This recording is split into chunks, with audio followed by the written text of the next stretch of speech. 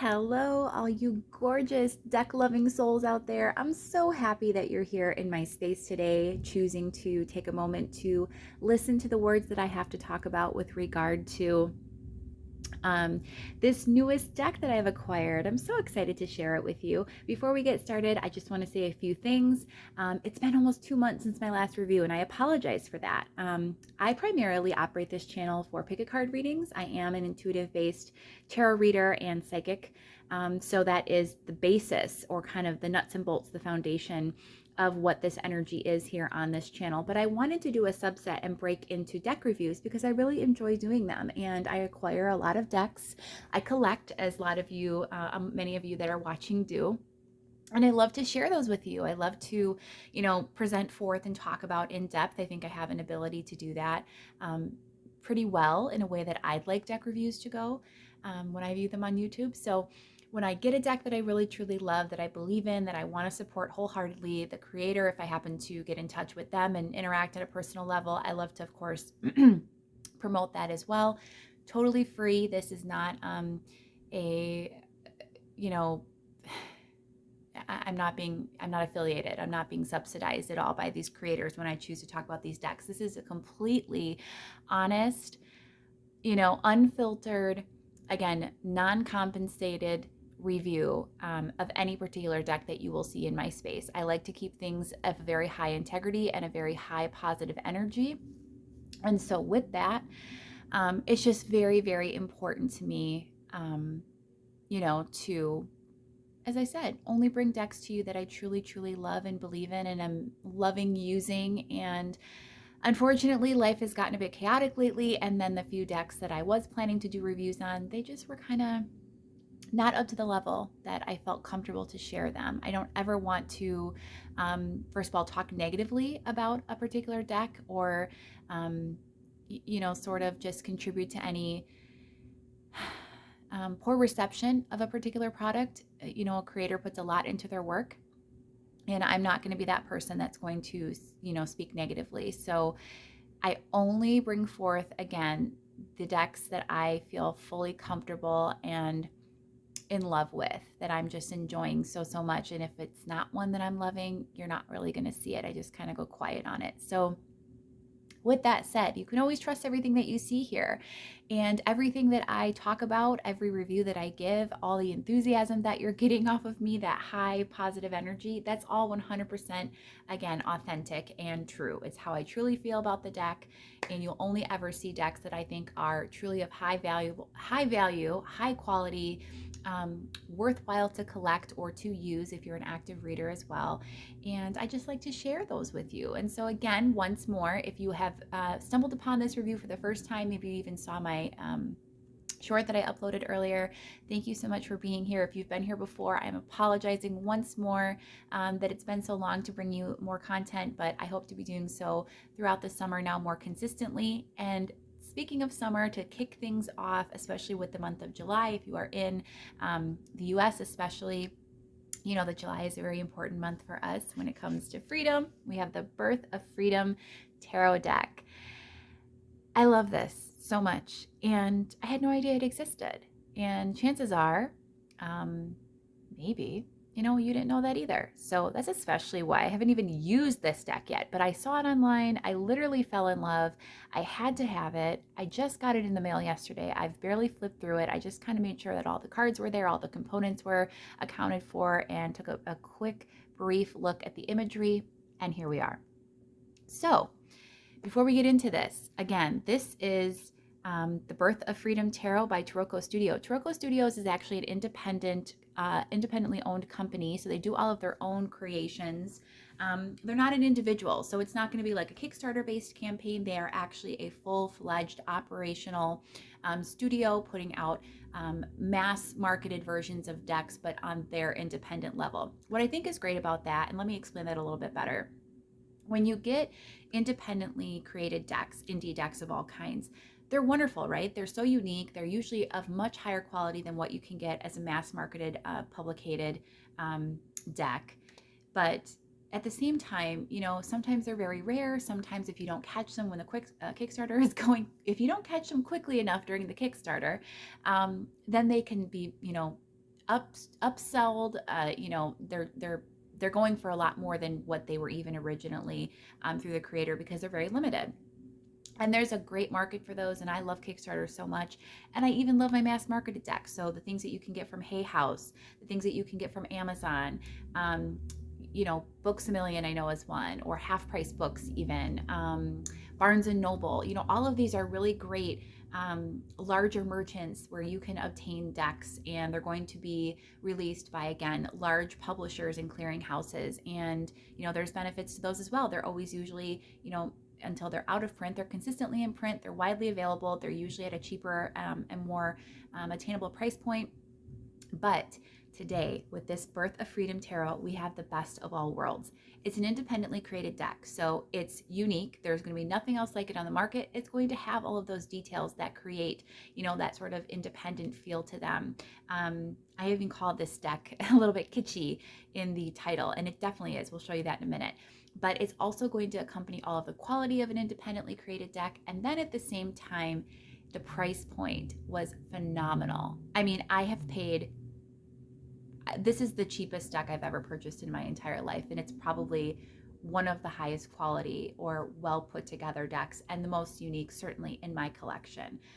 So I'm really, really loving that as well. Just the whole energy of how this came to be, how I stumbled upon it, and caught this sale is just, again, amazing. Tarocco Studio. So again, they are, a larger independently owned studio or company that puts out, decks. Other examples, again, Baba Studios. I want to say it's Dark Cinevore. They're based out of the Ukraine. I've even purchased decks from them. So, it's like companies that are doing multiple types of decks, offering them in a pretty large scale, doing international shipping, even in a lot of cases, and they're offering them for about a year or two, and then they, slowly taper them off, or they release another edition.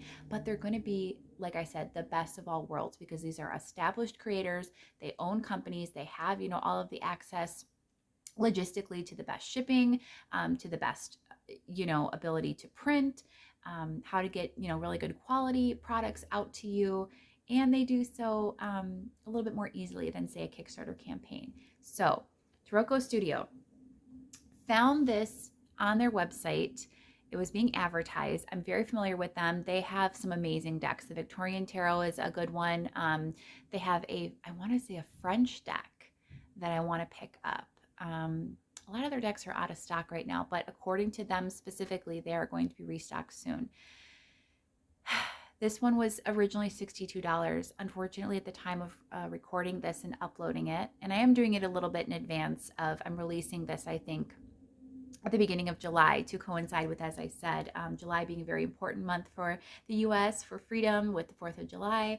I wanted to kind of tie into that, but I'm actually recording this about a week and a half in advance. So at the time of recording, this deck is out of stock and not readily available. But when it was available, and maybe it'll come back, it was $62 originally. I had a 60% off or 80% off coupon code that they were advertising. At any rate, it averaged out to $12 for the actual deck, $8 for shipping. I paid $20 and change for this deck. As I said, I have gotten way less quality product for way more money. This is the hands down best deck and the cheapest I pretty much ever purchased. It's a deal of the year for sure, and we're only half over. And then I also saw that when it was actually just before it went out of stock, it went to $15 just flat rate for anybody, regardless of that sale. It was then $15 and then plus shipping for wherever you were in the world. So hopefully it comes back if you're interested in it, and there's going to be an ability to purchase it, because it is truly stunning, so unique. It's giving me vibes of, well, first of all, as you can probably tell, it's got, again, that kitschy feel. So it's a little bit busy, and it's all based on paintings by Norman Rockwell. Now, if you're not familiar with him, he was very much inspired by a certain time period of American culture, Civil War era, I want to say, or Civil Union. I'm not real versed on him, But Norman Rockwell is great because he just has all of these like classic-y, vintagey images of, I would describe it as depicting like 1950s life in the US. So if you're into that sort of thing, similar decks that again give me these same type of vibes would be the Frau Grand Duchess Tarot, which was available on Kickstarter, and also the Housewives Tarot, which is, as you can probably imagine, depicting a lot of 1950s housewives, elements that were very common to that whole homemaker sort of a culture that existed very prominently back then. This one is kind of like a very wide range of imagery. So let's get into it and show you. We have first and foremost this really amazing box, super sturdy, like that is not going anywhere.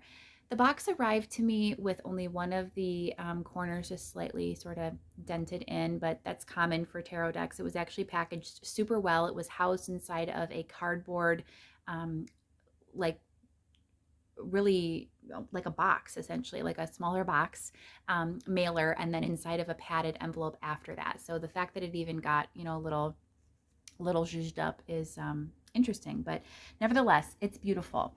The box itself is, again, very, very sturdy, hardcover. It is paper or cardboard, but, you know, just really well done, if you can sense that and hear that. It also has a two-part box. So the box itself, if I can do this, has sort of like that lipped edge, that little bit of an indent so that can, you know, fit together nicely. See? And it's not going anywhere. I mean, you could very easily put this into your purse or a bag and carry this with you somewhere. It almost reminds me of like a hard travel case. That's how good this is. By comparison, I would say some other decks that use the same sort of a material would be like the Journey of the Sacred Bee Tarot or Oracle deck. That creator, she does a hard box, although I think it's like a flip fold. And then also the Spacious Tarot has a very similar box as well. Again, those are jointed. This is just completely separate, but I love how it fits together. Looks great. The white is just really stunning. It's minimalist. It's kind of simple, but at the same time, there's just so much character to this. It really, really is very eye-catching, even from the moment you first see it. You're probably like, okay, let's just like see it, right? All right. So you open this up, and the first thing that you have, of course, is your guidebook. We're always going to get into that in just a moment, but let's just get everything out that is in this box. Look at the back. Beautiful. That's actually the image for the Fool, the first card of the entire deck. One thing, one critique, and one critique pretty much only that I have for this deck is that the imagery kind of doesn't always fully make sense to the traditional Rider-Waite-Smith system. So for example, you know, this Fool card here, the Fool is someone who is, you know, innocent, could be naive, a little bit ignorant, very carefree. That's definitely embodied in this, right? You know, and you can sort of make that leap, I guess. But then in picking out some of these other cards, I'm just going to take one of these, for example. This is the Wheel of Fortune, card 10. How is that the Wheel of Fortune? I don't really understand how that relates to the ideas of, you know, cycle completion, of shifts and changes, of abundance, of good luck, prosperity. You know, what is speaking to that type of energy in this imagery with the card? You know, there's more of a stretch needed for some of these in terms of the images selected to represent and portray the particular energy of the card, especially I found in the major arcana. But with that said, it's still, again, really great images. So you have, again, this is all printed on here. There's no stickers or decals. It's all very nicely constructed. It's solid. And I just love that it has like that little backing image and looks very professional. That's another really key point about these companies that, you know, again, are independent. They're maybe a little bit smaller than, of course, like these big mass publishers, but they just have the ability to put together a product that is still reminiscent of something that is very professionally done as if it were mass marketed, but it actually is better because it's almost like prototype energy, right? Like it's well done, but it's actually like elevated and a little bit better than it would be if it was, you know, produced at a wider scale. And you know that too. Deck creators, you know, frequently will get picked up from Kickstarter after their initial campaign, and then it will be mass produced. And then the quality is just a little bit different. An example of this that I think is going to happen, especially, is with the Guardian of the Night Tarot by MJ, is it McCullen? The, you know, Kickstarter campaign or Indiegogo, wherever it came from, it's stunning and it's very good quality. I'm curious and not incredibly optimistic for how that is going to come through when it's being released later this year, mass marketed edition, but you know, that happens quite a bit. So just keep that in mind. This one, again, considering the price point of $12, this is an absolutely just, I think, perfect. Imagine going to like a yard sale or something and seeing this, you know, brand new, mind you, not even used. So there's no marks on this. This is pure white. It's beautiful. It's nice. It's nicely, you know, packaged and produced and printed, you know, beautifully and finished and all of that for only $12. Like, it's just not going to happen. Let's set this to the side though. This is the backs of the cards, and as you can see, this is where kind of that kitsch sort of vibe comes in. It's busy. There's a lot going on. These are all different faces, heads, and versions of individuals that are going ahead and doing, you know, different tasks, different things. So they're talking on the phone, they're talking to each other, they're in some cases arguing. There's a lot happening here, but again, it just speaks to like the dynamic energy that is embodied in all of these different images that Norman Rockwell has captured. And again, these are paintings. Keep that in mind. These are paintings, which is just, it creates like a very realistic element to it, but not as much as say like a photograph and collage photography and printing. So if you're drawn to anything that you're seeing so far, then you're in good company, because this is exactly how I felt looking at this. I'm just like, yes, yes, and yes. All of this looks just stunning. So where should we go next? You know, let's do guidebook. Let's do guidebook.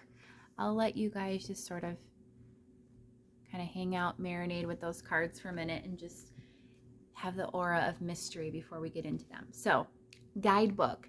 This is actually, despite being super familiar with Tarocco Studios, I've never actually purchased one of their decks before. So the Victorian Tarot is one I've been eyeing up forever. That's probably my next purchase, especially, you know, this was a good way to segue into that and see how they put out product, what their quality is, how they sort of configure things and format them. But this was, you know, probably a big selling point for me. It's a small guidebook, right? It's thin. It's just, it's thin. It's just standard paper, right? It's nothing super special, but it's not a little white book either, in my opinion, because it's all colored imagery.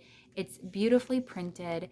It's large, first of all. Like, these cards are a little bit bigger. You know, this is my hand. I have small hands, but these are like slightly bigger than standard tarot. I think a little bit wider than standard tarot. The box, of course, is obviously pretty nicely sized. And then the guidebook, because it fits right in there, is a little bit larger too. And why I love it is, as I was flipping through, you can really see that quite easily. I mean, even if you had some trouble, even if you had bifocals, this isn't that tiny little script, you know, in print that is common to little white books that are sometimes half this size. This is a good size little, I would almost call this like a pamphlet, you know, nice glossy pages.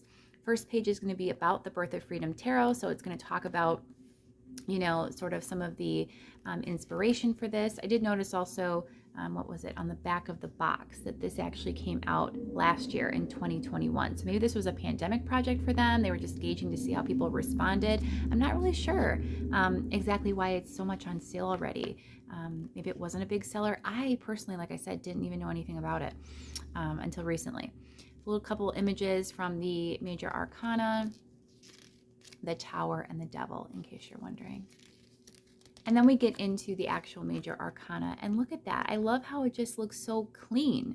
You know, we have it clearly titled up top, major arcana. Each card is then emboldened in order, and there's a nice little paragraph about each. And I just love that. It's easy referencing. If you're flipping through, this is going to be simple. You know, the organization makes a lot of sense as well. You have the major arcana first, all in order. Nice spacing between so that it's not all jumbled together. Again, it's very user-friendly, very readable. And then you get into Oop. Yep, all the way through the world. No extra major arcana cards in this deck. A few more here. The Four of, I believe, Pentacles, and then the Magician. And then you get into the energy of the minors, you know? Swords is first. The deck did not come in order for me. I always like to, when that happens, I just think of that as a printing issue, and I always like to put the deck in order according to how the book has them organized. I think that's how the, you know, creator or the artist, the company intended it to be, so that's what I did. Swords, you know, so again, nice bold title up top, all of the, you know, individual sword cards chronologically, or in sequence, I should say, in order, just like more keywords, obviously not a full-on paragraph like the major arcana, but certainly, you know, still representative of and capturing the major energy of each. So for example, Seven of Swords, dishonesty, deceit, manipulation, cheating, theft. And then reversed meanings, I'm assuming, is what this slash is, taking responsibility, starting fresh, and coming clean. So I love that they've incorporated that, and they've, again, in a very easy way, let me make sure that you can see that. In a very easy way, they've also gone ahead and, you know, added so much information, so much detail that's very easily readable. It's approachable. I don't feel overwhelmed even with this all being like in one list type of a formatting. And then you even have the distinction for when it's upright versus reversed energy. I didn't catch that right away, so that's great. I do wish that they somehow would have been able to just have one, you know, suit per page, but I understand why that wouldn't be so practical, or why, you know, just whatever, for whatever case, they wanted to make the font big enough, and it's at a good, you know, level. I think it's a good size. This just kind of bugs me a little bit when it's not, you know, just like a clean page to start. But at any rate, we have Wands, the Cups, and ending with the Pentacles. No frills, you know, that same Fool energy on the back. This image I don't recognize. I don't know where that's from, but beautiful all the same. So, you know, it's definitely a very straightforward guidebook. It doesn't have anything extra. There's no like dedications. There's no blank pages for notes. It's just very simple, easy, and efficient. Get all of the cards in order out, get all of their meanings, including reversed meanings, and, you know, talk about a little bit why the deck came to be, include a couple of images, and bam, there you go, you're done.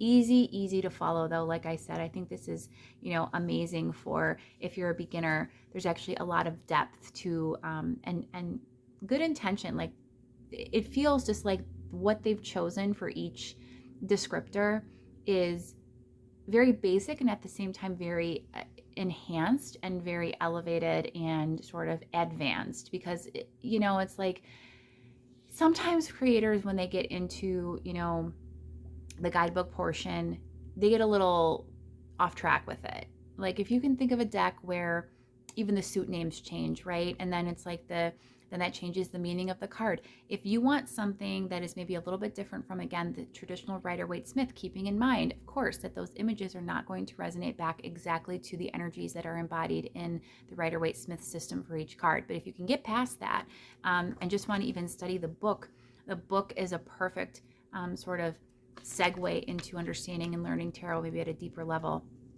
And again, you know, for each major arcana card, upright, and then the slash / indicates a reversed meaning. It's just a lot of depth in here, a lot of information related to each card and what it represents, what it means, both in this deck, and I just, again, think these are very universally widely known and accepted meanings, so it's great for beginners.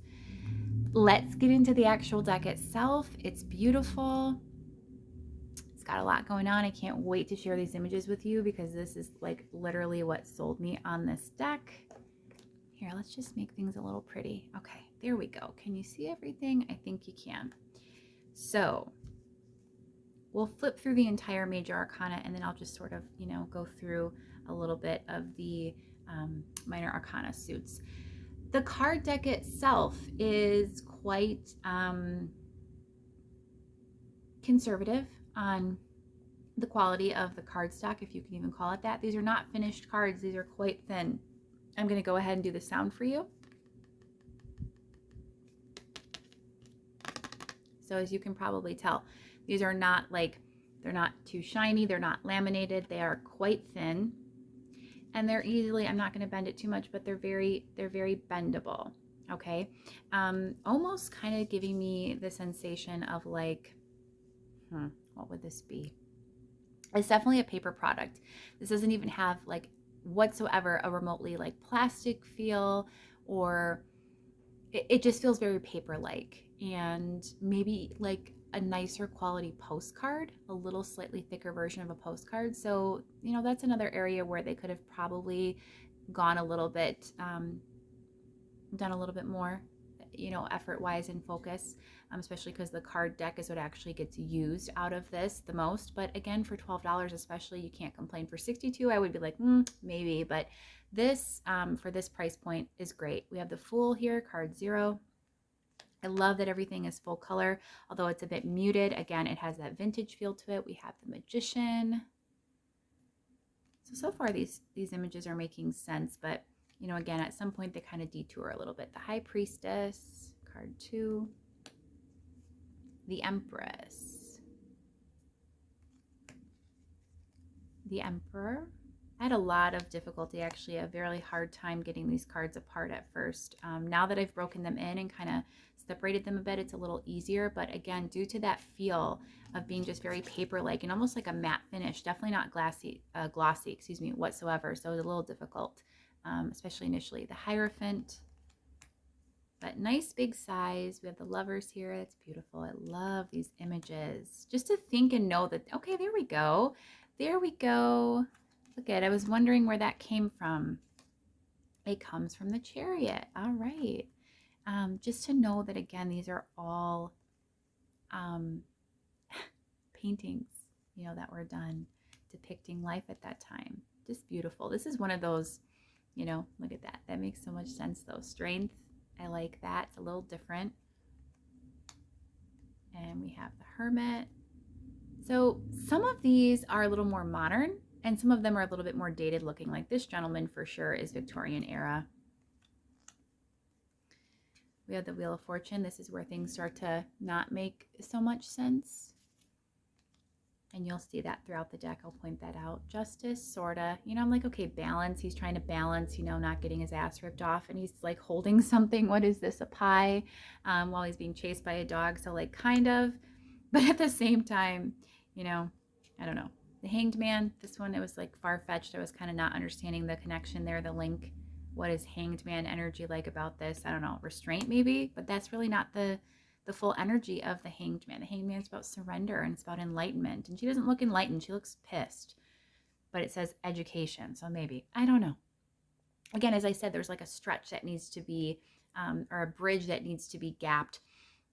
No, a gap that needs to be bridged with some of these to understand the meaning and to tie them back. Death energy. I'm loving the patriotism in this. This is all, again, really representative of American culture. I don't know how interested other people are in American culture that aren't American.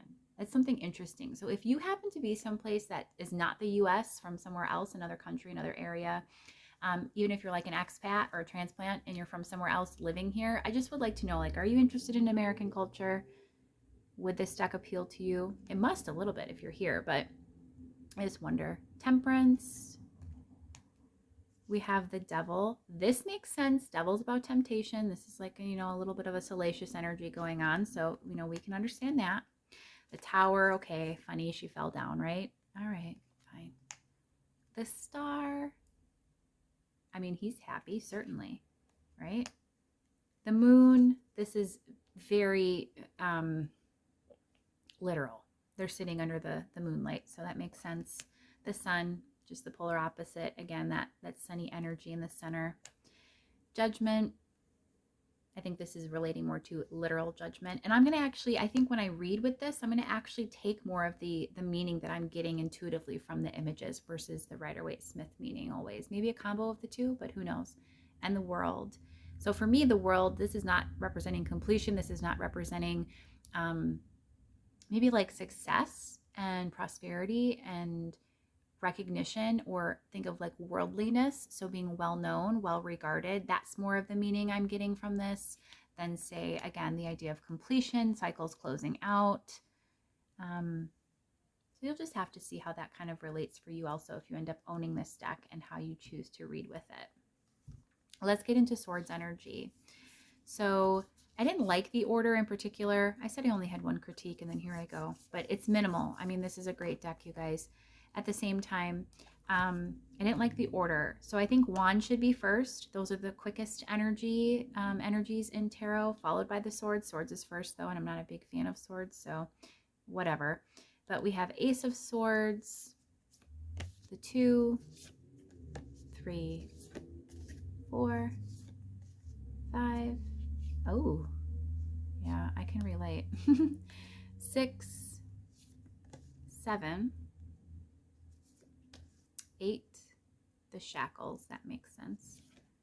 9, yep. 10, the page, the knight, the cover card. Except it says something slightly different. Welcome to Elmville versus Birth of Freedom. The queen and the king. That's interesting. It's like a pirate.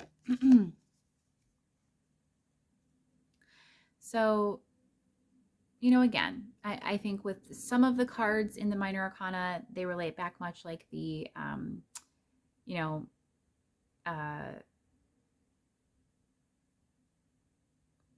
what am I thinking here? They relate back much like the major arcana in that some of them, you know, really resonate well to the standard meaning. Some of them are, the imagery is a little out there. I was getting caught up because I'm trying to understand the order that I had these in. Not that it completely matters, but you know what? We're just going to freeform today and not worry about it. I haven't done one of these in a while, so I apologize, and I'm like a little rusty here. Let's get into the Wands energy. All the traditional cards are represented, though, in order, Ace through 10, and then, of course, the court cards are the same as well. We have the Ace of Wands here, the 2, the 3, the 4. So, yeah, some of these are really vintage images, and others are very recent. It's like 1930s, I think. Civil War era stuff. 6, the 7, that's cute. 8, the 9. This is absolutely my favorite card in this entire deck. I love it so much. The 10, the page, the knight, the queen. I do not like how they depict the queens very much in this deck, and the king, especially the Queen of Cups, who I think is coming next. She's the most beautiful queen in all of the deck. And yet, they just did not do her justice, in my opinion. So, getting into the Ace of Cups for the cup suit. This is a cute image. I love that. It's a 1950s kind of a vibe. 2 of Cups. The 3 of Cups. The 4. The 5. 6. 7. 8. 9, the 10, that makes sense, family, home, the hearth, page, yep, Cupid, that's a good one, knight, that's all right as well, the queen, this is no Queen of Cups to me, nope, and the king. And the last of the suits we have today, the Pentacles, so Ace, the 2, 3, 4, 5, 6, 7, 8, 9. That's a pretty image. 10. I love that one as well. The page. Is that Abraham Lincoln? Look at that. I love like those little details. So you can see in each of these images, there's so much going on. And just to know again that this is all painted and there's so much depth to all of this. It's really, really stunning. We have the Knight of Pentacles, the Queen, it's a slightly better Queen, and the final card, the King. If it is important to you, there is no bit of diversity in this deck. Inclusion is definitely not something that was occurring in early America, and so you will not see any other races of individuals, or, you know, you're going to see very traditional type imagery. So it's frequently focused on a lot of men, I noticed. If it is depicting women, it's depicting women in a very service-related way. So, you know, these are like housewives. Also in the cups suit, I noticed. Okay, where am I going here? Let's get to the cups. So in this cups energy, I think it's the knight. Nope. Maybe it was the wands. I'll find it, guys. Don't worry. Don't worry. I'm just all sort of like discombobulated here. But it was definitely seeing cards I noticed, even as I'm flipping through here with you guys, that are more, I don't know, just, it's a subservient energy. It's definitely an energy that, again, makes perfect sense for what this was, depicting a time period that, you know, has long gone. But at the same time, you know, like her being all upset and worried about a dance because she doesn't have a guy. Some of this is just very, very outdated. At any rate, if I end up finding it, there's also an image here depicting a woman. Yeah, the Knight of Wands it was. Where, you know, she's in service. She's helping the football player out. People may not read a whole lot into this. I'm certainly not a feminist. I'm not saying that. But just to know what you're getting. One thing I don't like is that, you know, when you see somebody who puts out a particular body of work and it's meant to represent a certain time period, so it's a period piece or a certain type of an idea, and then people complain about the ideas of like inclusion and things. Well, you know what you were getting yourself into and what you were purchasing before you purchased it. So in case that's not clear here, just know that this is going to be a very white deck, a deck that features the most common figures that you would have seen in, again, those earlier American times, the 50s especially, and earlier. There was not a whole lot of imagery or focus on other races or cultures.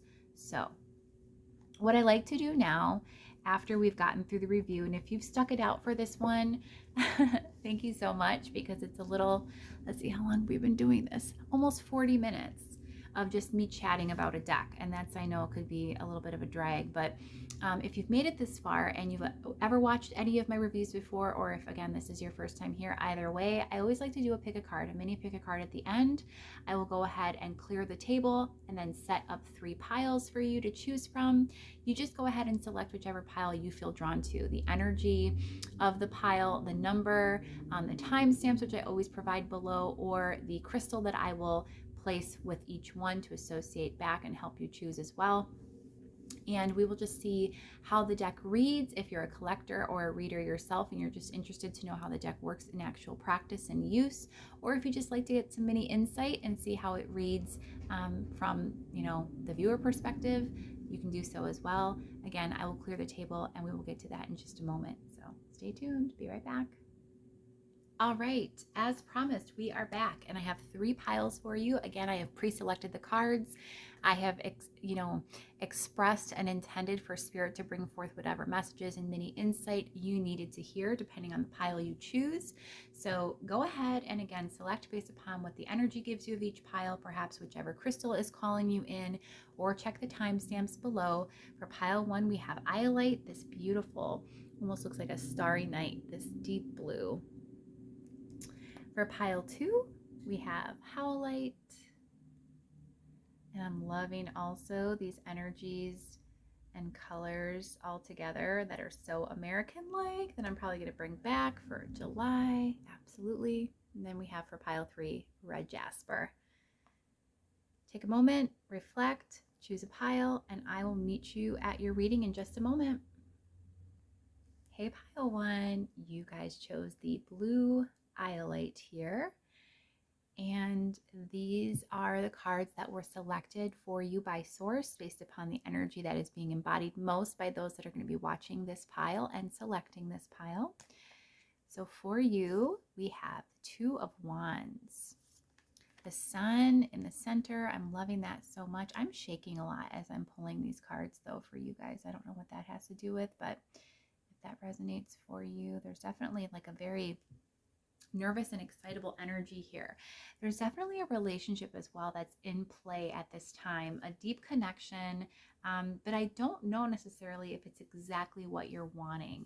Look at how disinterested that girl looks, even as that boy is playing for her, is kind of trying to woo her, if you will. That's a very outdated term, but he's trying, to flirt or to be a little bit engaging and to draw in her attention. And she just looks, again, very disinterested, very apathetic, not incredibly in tune. I do think at one time, Pile One, you felt very deeply about this connection, but I do think that that has sort of waned at this point. The Sun here is a very positive, warm, vital type of energy, but also I'm getting very much platonic vibes from this, friendly vibes. And it depicts children here, dogs, so representing loyalty, but this element in this idea of like an innocence and a platonic, sort of a perspective.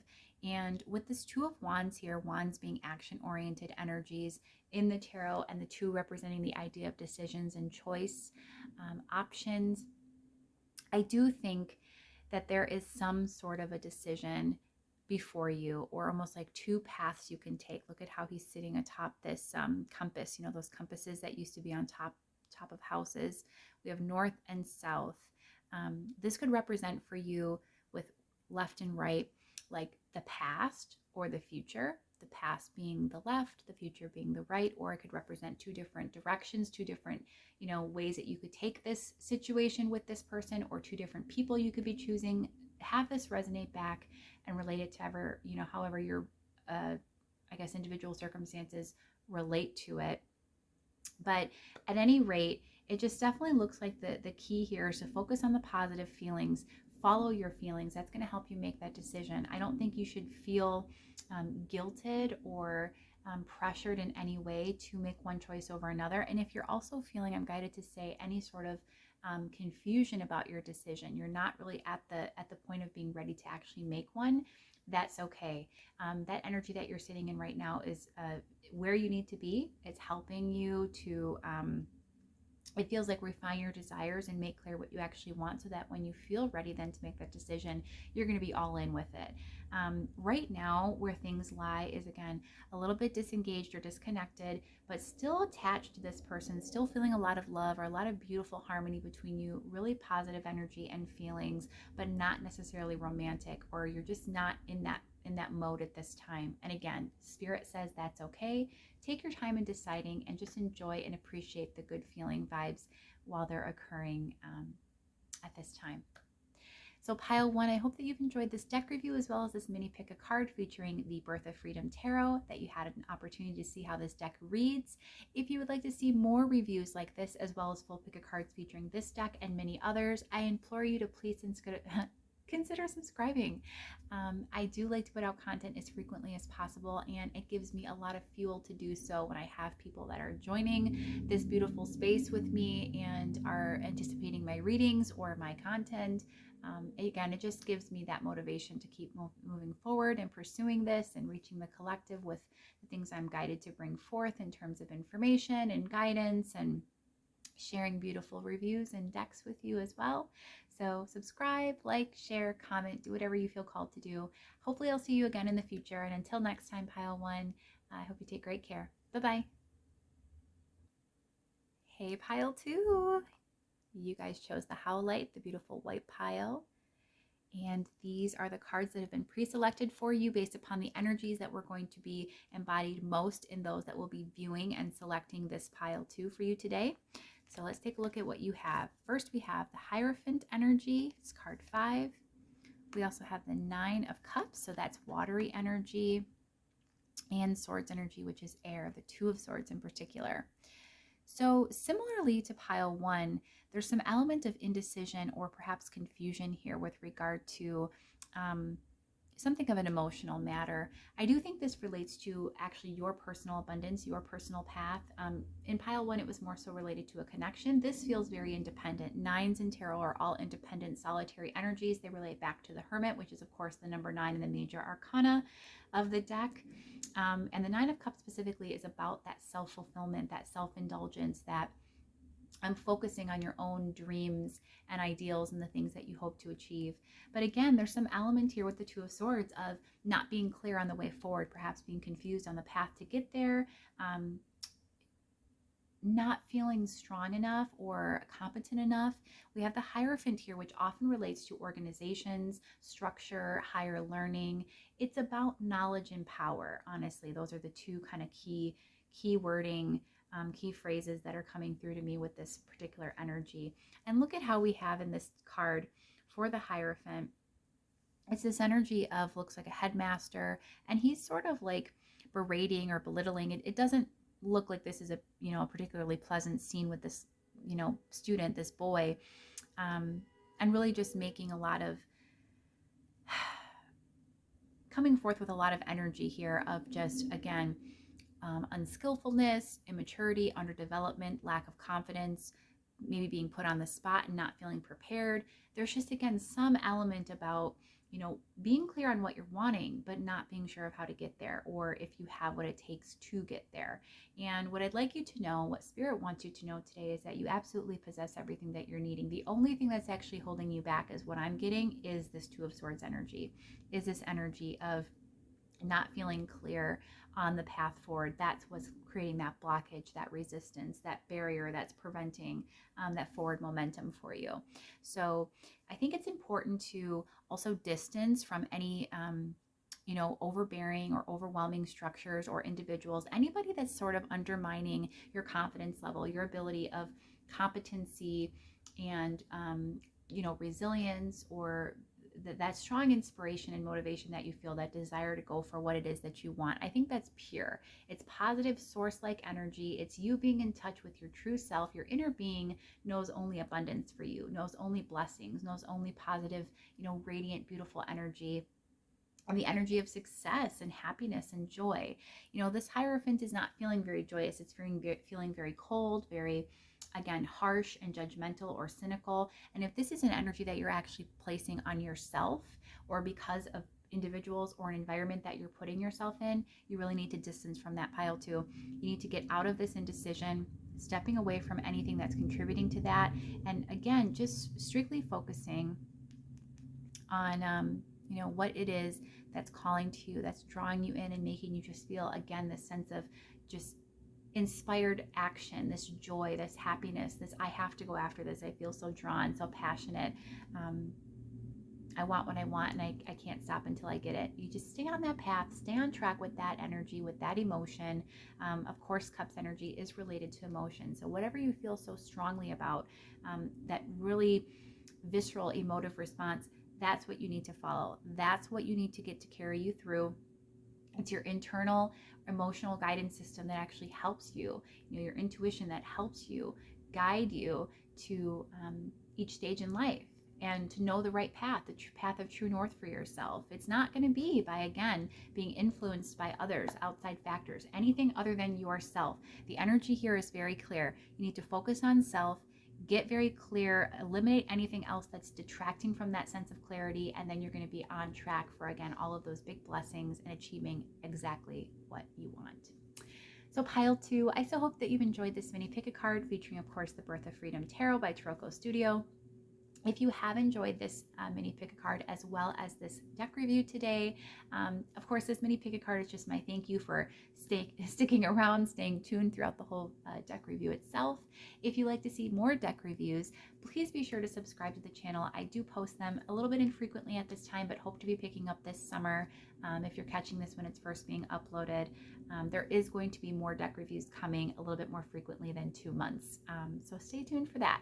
And if you also are interested and love to watch pick a card readings, I do those as well. That's the primary base of my channel. So there's lots of playlists that feature both deck reviews I've done previously, a lot of independently created decks or rare decks mostly, as well as full, again, pick a card readings based on source messages about your person, all intended for high vibrational living, higher learning, soul alignment, all of that good stuff. So feel free to peruse those as well. I hope to see you again in the future, pile 2, for another video. And in the meantime, I'm sending you lots of abundant, loving energy. I hope you take great care. Bye-bye. Hey, pile 3, you chose this red jasper, beautiful red stone today, or red crystal rather. And these are the pre-selected cards that I have chosen with the help of Source to embody best the energies of those that will be both selecting and watching this pile 3 today. So let's see what you got. We have first and foremost Temperance energy coming out, beautiful. The Ace of Swords for you as well, and the Queen of Swords. So this is about discernment and coming to the truth or the reality of a situation and achieving that inner alchemy or balance regarding this alignment of thought, this clarity, this revelation that you're having. So whatever this pertains to, I do feel in some regards this is something that you've been struggling with for quite some time and hoping would resolve, hoping that you would, arrive at some type of conclusive answer. There would be some sort of clarity and clearing up of any confusion. And I think that you're really looking at things differently as a result of this, not necessarily in a positive way. There's a lot of anger embodied in this Queen of Swords, as you can see, and in her very distorted state, she can be incredibly harsh and judgmental or cynical, bitter, angry. And so if this is the energy that you're in, first of all, pile 3, I want to make that okay for you, because of course all of our emotions serve us and have value. It helps us to know what we're in the process of attracting and the energy, the vibration that we're carrying and sending out as a signal to the universe. You don't want to stay angry. It's okay to feel that way. You probably feel very justified for this truth. This, Ace of Swords could be even a harsh truth that's come through for you.